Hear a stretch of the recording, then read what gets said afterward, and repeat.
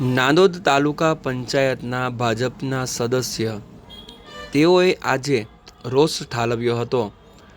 તેઓનો આક્ષેપ હતો કે નાંદોદ તાલુકા પંચાયતમાં પ્રમુખ અને કારોબારી સમિતિના ચેરમેન પોતાની મનમરજી મુજબ કામોની ફાળવણી કરે છે.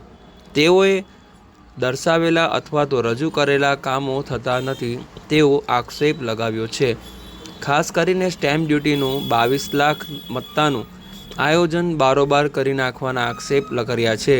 ઉપરાંત ગ્રામ્ય વિસ્તારોમાં જે ગુજરાત પેટર્નની જે ગ્રાન્ટ વધારાની 52 લાખ રૂપિયાની હતી તેમાં 42 જેટલા બોર પોતાની મરમરજીથી તેઓએ પાસ કરાવી લીધા અને સદસ્યોના કામોને મંજૂરીમાં લેવાતા ન હોવાનો ગંભીર આક્ષેપ લગાવ્યો છે.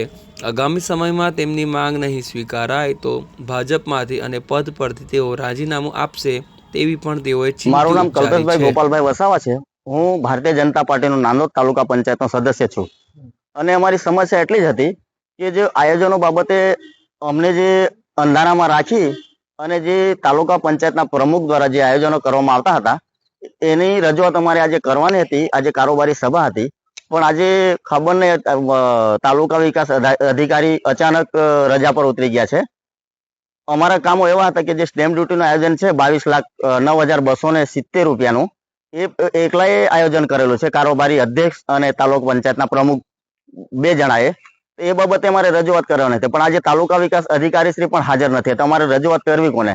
અને વચ્ચે અમારે જે ગુજરાત પેટર્નની વધારાની ગ્રાન્ટ હતી 52 લાખ જેટલાની રકમ એમાં 42 સિંચાઈ બોર હતા એ પણ 2-3 જણાએ થી જ આખા સિંચાઈ બોરો એ કરી લીધા હતા. એ અમારી રજૂઆત હતી. અને જે એફઆરએના સિંચાઈ બોર હતા વચ્ચે અમે લેટર પેપર લખીને તાલુકા વિકાસ અધિકારી સાહેબશ્રીને આપ્યા હતા. એમાં 10 સિંચાઈ બોર હતા.